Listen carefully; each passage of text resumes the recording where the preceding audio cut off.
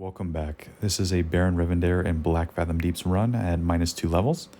I have Chill of the Grave on Baron. I strongly recommend that you take Huntress with Elven Might or Ambush if you have it. I prefer Elven Might.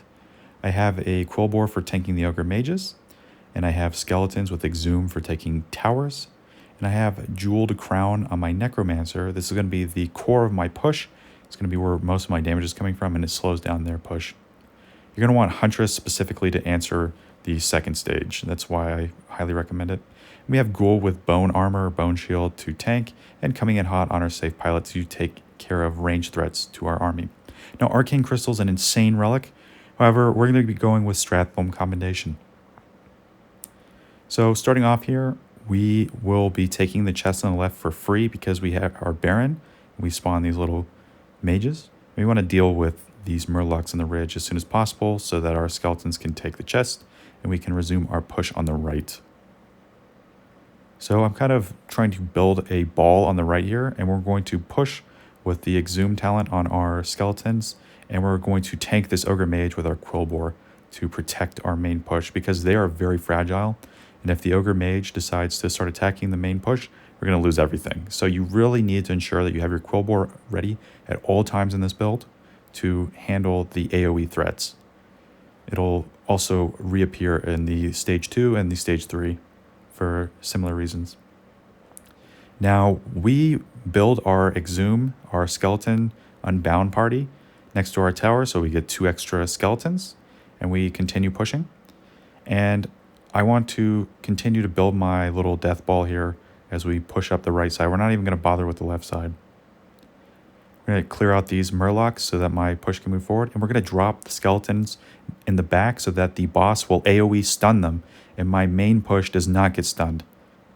We use our Quillbore to tank this Ogre Mage. I unfortunately lose a little bit of my party here. But we have enough of a snowball going that we can just end this stage 1 very quickly.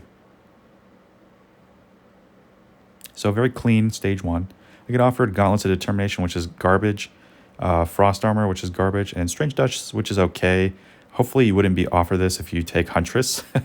But this is a classic example of a bad opener. So the Batrider gets spawned early on the left, which means I'm not going to get a good safe pilot value. And he instantly refreshes his wave with another set of Drake and Batrider and Vultures. So I'm having a really hard time. Unfortunately, I didn't have another safe pilot to answer this, so I just let him win. So this is a little bit better of an opener where his opening units are kind of clustered together and I can get better value on the opener. I think that this fight is largely determined by what units you have in your deck and if you get a good opener so you can stabilize. So I use my Quillbore here to tank his Drake. I use my skeletons to attack the tower, and I start building up my push. If I had Huntress here, it would be so much easier. You really, really want Huntress. I don't know what I was thinking with the Harpies. I thought I would get extra damage, and it would nuke down the gargoyles, and it would nuke down the boss. But the Huntress is just going to be more consistent at clearing out these air units than the Harpies are. The Harpies just don't do anything, unfortunately, particularly against Drake. So this is going to be a long haul. This is one of the worst dungeon clears I've done, simply because I didn't really have a good answer to anything that was going on. So we're just slowly grinding it out and trying to take whatever victories we can here. Fortunately, these Banshees are not very good against our deck because we have so much junk. We're just spawning so many of these skeleton mages that the Banshees rarely have a good target. I unfortunately eat a vial here on my main body of my push, so I lose most of it. We were lucky and the Dark Iron Miner didn't steal this gold mine from us. I think it's because we were just pushing for so long that anytime they spawned, they died. So we're going to go ahead and take that with our miner. And we're going to try and rebuild our push from the back. I let my push go because I just knew I wasn't going to be able to reinforce it and do meaningful damage to the boss. And I see at the top that I have a gargoyle coming in.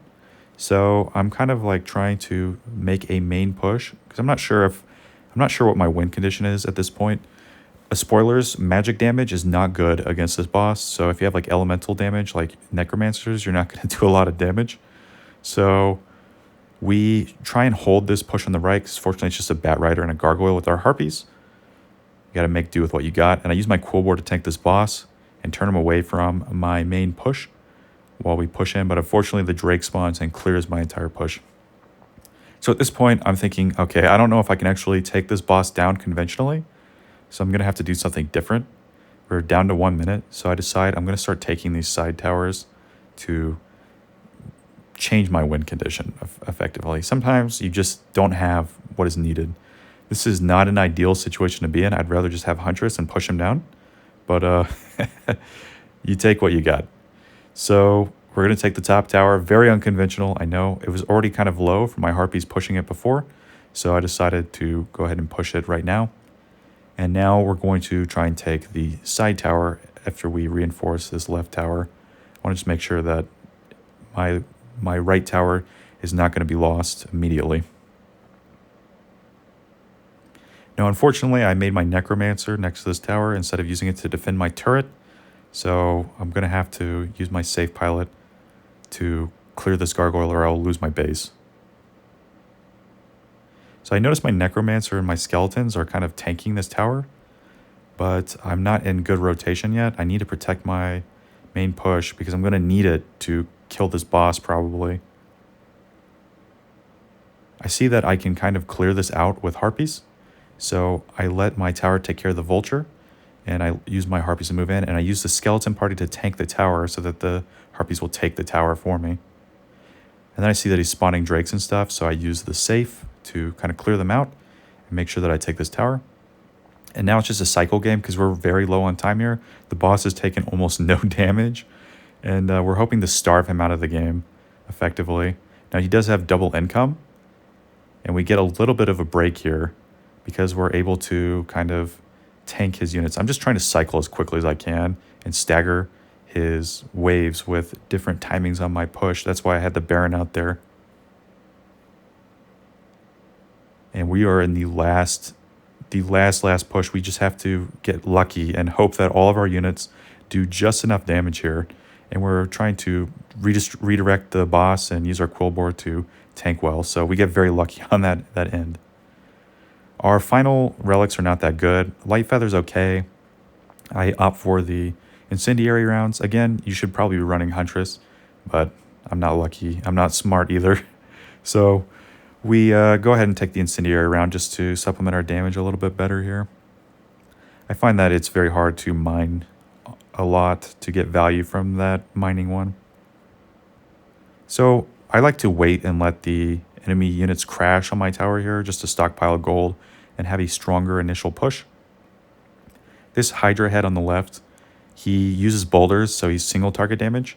So because we're a swarm deck, we're actually in a very favorable position to deal with him as long as we crash a big wave into him, because he's just going to be wasting so much time with his attacks to clear our push that we can continue to supplement it and build a bigger and bigger push to take the tower. So this is an ideal push because even though he's resistant, we just have a lot of time to build up this push and take the tower. We're going to go ahead and try and develop our kobold behind this and take that mine now that we know that we're going to take the tower safely. And I try to use save just to push as hard as possible and take this tower. Though I probably could have just swapped to the right boss now. I noticed that the kobold is taking this chest and it's very low, so I'm just going to use my Quillboar to take it, basically get +1 value. Actually, it's +2, I think, because we're killing the kobold as well. Now we're going to start building our push on the right here. I don't think we're going to be able to take the head on top, so we're going to go ahead and push right. I'm a little bit greedy with this Quillboar, and it cost me my entire wave pretty much. So yeah, make sure you spawn your Quillboar ahead of time before they get to the second step. If your push gets to the second step, they're going to get attacked by this head. And I'm pretty confident the head is going to go down on the right here. So now that I have the Meeting Stone, this is one of Baron's strong points, is that you can take the towers and the Meeting Stones and he spawns extra stuff. I'm going to start developing my push for the left. And I get lucky and one of the skeleton mages takes a chest on the right. Then I divert my main push back to the left because we want to clear this head so we don't lose all of our units to the waterfall. Now this head does elemental damage and he deletes units that are clustered together. So you want to try and tank with a Quillboar if possible. So we're going to use Safe here to do extra damage because he's armored, and the Safe is elemental damage, as are all of our skeleton mages and necromancers. We're going to use the Quillboar to tank him. And now it's pretty much smooth sailing from here, because we're just going to kill the heads one by one. We don't really want to trigger the middle head, but we got plenty of time. And we can just keep swarming, because we're playing cheap units to cycle into the Stratholme Commendation and get a lot of these skeleton mages out. It's actually pretty shocking just how powerful these skeleton mages are when the boss isn't elemental resistance like the second boss, and there aren't like a ton of AoE clears like drakes and stuff killing all of your skeleton mages. So yeah, we're just continuing to supplement. We're actually at zero risk of losing here, unlike the Sylvanas run, simply because he just can't push into the skeleton mages at all. And yeah, this was a pretty easy run, all things considered, for the first and the third stages, but the second stage was absolute torture. And yeah, make sure you have like a huntress or a gargoyle or something to make sure that you can take care of the towers and the boss.